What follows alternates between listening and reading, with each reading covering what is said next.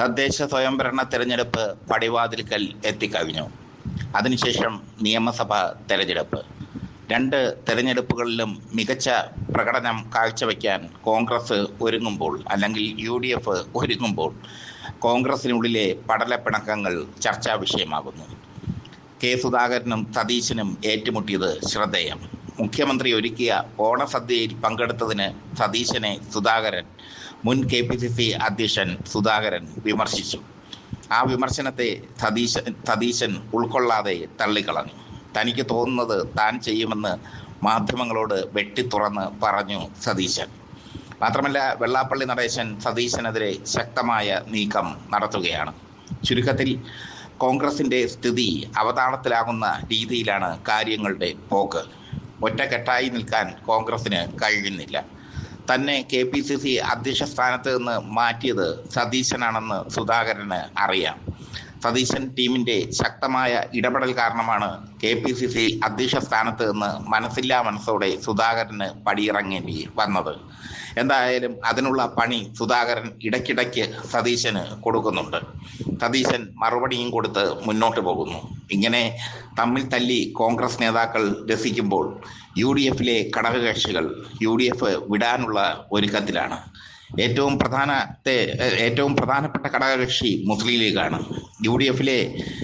UDFിനെ ഒന്നിച്ചു കൊണ്ടുപോകാൻ മുസ്ലിം ലീഗ് ആഗ്രഹിക്കുന്നുണ്ടെങ്കിലും കോൺഗ്രസിൻ്റെ തമ്മിലടി അവർക്ക് തലവേദനയാണ്. ഫിക്സഡ് ഡിപ്പോസിറ്റായ സീറ്റുകൾ മുസ്ലിം ലീഗിന് മാത്രമാണ് UDFിൽ ഉള്ളത്. RSP അടക്കമുള്ള പാർട്ടികളൊക്കെ വംശനാശം സംഭവിച്ച സിംഹവാലൻ കുരങ്ങുകളായി മാറിക്കഴിഞ്ഞു. ഈ സന്ദർഭത്തിൽ RSP ശക്തമായൊരു തീരുമാനം എടുക്കുകയാണ്. മുമ്പ് പൊളിറ്റിക്സ് കേരള അത് റിപ്പോർട്ട് ചെയ്തിരുന്നു. ഷിബു ബേബി ജോണിന് കൊല്ലം സീറ്റ് നൽകിയാൽ RSP LDFിലേക്ക് പോകും. ഒറ്റ സീറ്റ് മാത്രമേ അവർ ചോദിക്കുന്നുള്ളൂ.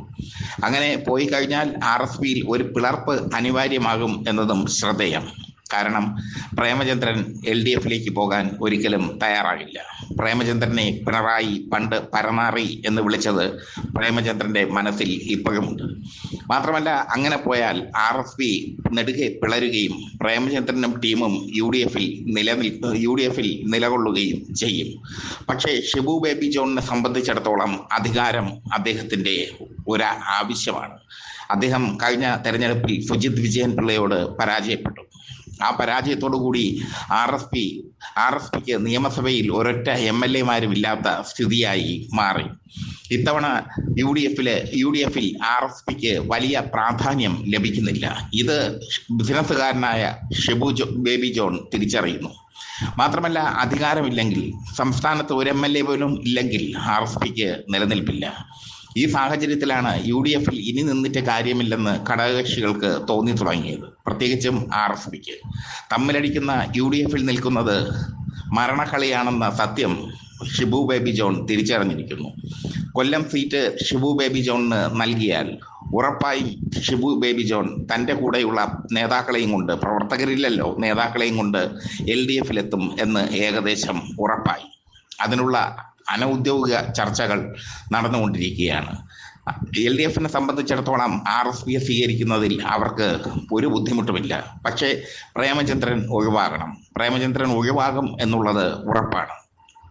ഷിബു ബേബി ജോണിന് തന്നെയാണ് ഇപ്പോഴും പാർട്ടിയിൽ മുൻതൂക്കം. നേതാക്കളെല്ലാം ഷിബു ബേബി ജോണിൻ്റെ കൂടെയാണ്.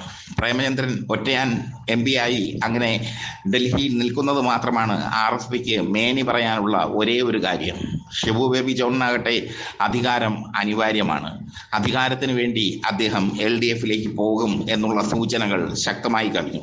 പൊളിറ്റിക്സ് കേരള ഈ വാർത്ത റിപ്പോർട്ട് ചെയ്തിരുന്നു മുമ്പ്. അതിന് കണ്ടിന്യൂറ്റി ഉണ്ടായിരിക്കുന്നു, അതിന് ഒരു പിന്തുടർച്ച ഉണ്ടായിരിക്കുന്നു. RSPയും LDFും LDF നേതാക്കളുമായി അനൗദ്യോഗിക ചർച്ച നടത്തിയിരിക്കുന്നു. CPI നേതാക്കളാണ് RSPയുടെ തിരിച്ചുവരവിന് കളമൊരുക്കുന്നത്. CPI നേതാക്കളുമായി ഷിബു ബേബി ജോൺ അടുത്ത ബന്ധം പുലർത്തുകയും ചെയ്യുന്നു. കൊല്ലത്തെ CPIയുടെ മുതിർന്ന നേതാവ് ഷിബു ബേബി ജോണുമായി ചർച്ച നടത്തി കഴിഞ്ഞു എന്നാണ് പൊളിറ്റിക്സ് കേരളയ്ക്ക് കിട്ടുന്ന റിപ്പോർട്ട്. എന്തായാലും RSPക്ക് മടുത്തു. കൊല്ലം കണ്ടവന് ഇല്ലം വേണ്ട എന്നൊരു ചൊല്ലുണ്ട്. അതുപോലെ LDF കണ്ടവന് പിന്നെ UDFിൽ നിൽക്കാൻ പറ്റില്ല. ഷിബു ബേബി ജോണിനെ സംബന്ധിച്ചിടത്തോളം യു ഡി എഫിൽ ഇനി നിൽക്കുന്നത് അപകടകരമാണെന്ന് അദ്ദേഹത്തിന് തിരിച്ചറിയാം. കാരണം UDF മുങ്ങുന്ന കപ്പലാണ്. ഒരു തുരുത്തിലും അടുക്കാൻ പറ്റില്ല UDF. ഇപ്പോൾ തന്നെ അടി തുടങ്ങിക്കഴിഞ്ഞു കെ സുധാകരനും സതീശനും തമ്മിൽ. രമേശ് ചെന്നിത്തല മുഖ്യമന്ത്രി കുപ്പായവും തുന്നി കാത്തിരിപ്പാണ് മറ്റൊരിടത്ത്. KC വേണുഗോപാൽ ഡൽഹിയിൽ നിന്നെത്തി മുഖ്യമന്ത്രിയാകാൻ കാത്തിരിക്കുന്നു അങ്ങ് ഡൽഹിയിൽ.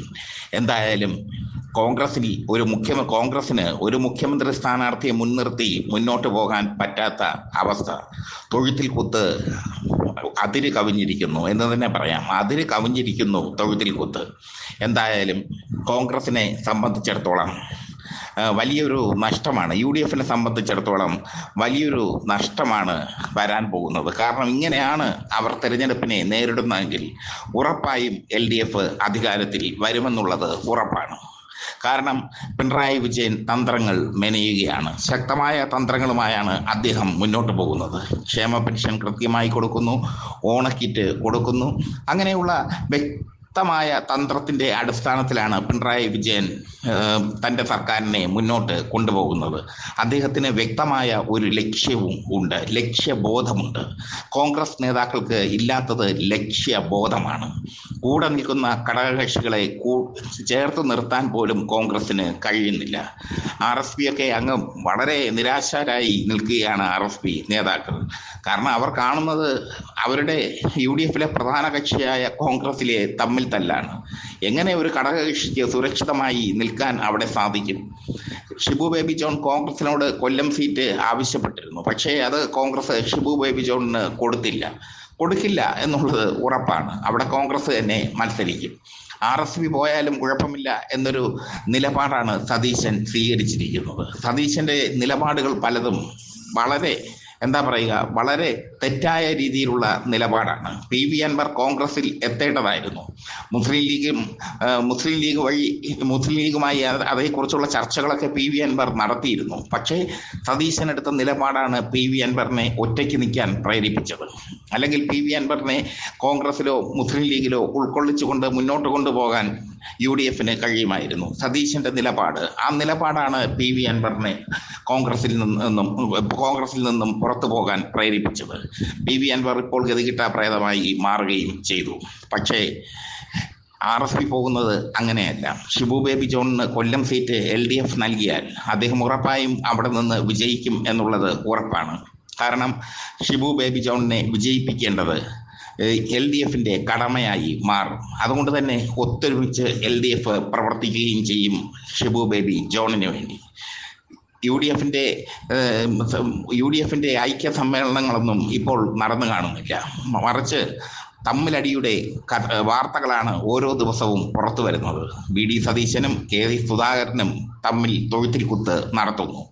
മാത്രമല്ല രാഹുൽ മാങ്കൂട്ടത്തിൽ ഉണ്ടാക്കി വെച്ച നാണക്കേട്, ആ നാണക്കേടിൽ നിന്ന് കരകയറാൻ കോൺഗ്രസിന് പെട്ടെന്നൊന്നും കഴിഞ്ഞെന്ന് വരില്ല.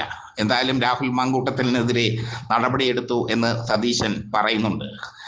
ശക്തമായ ഒരു നടപടിയാണ് എടുത്തതെന്ന് പറയുന്നുണ്ട്. അങ്ങനെ പിടിച്ചു നിൽക്കാൻ മാത്രമേ സതീശന് ഈ വിഷയത്തിലും കഴിയുന്നുള്ളൂ. എന്തായാലും RSP കൊഴിഞ്ഞുപോക്ക് അതിനി വരും ദിവസങ്ങളിൽ വലിയ ചർച്ചയായി മാറും.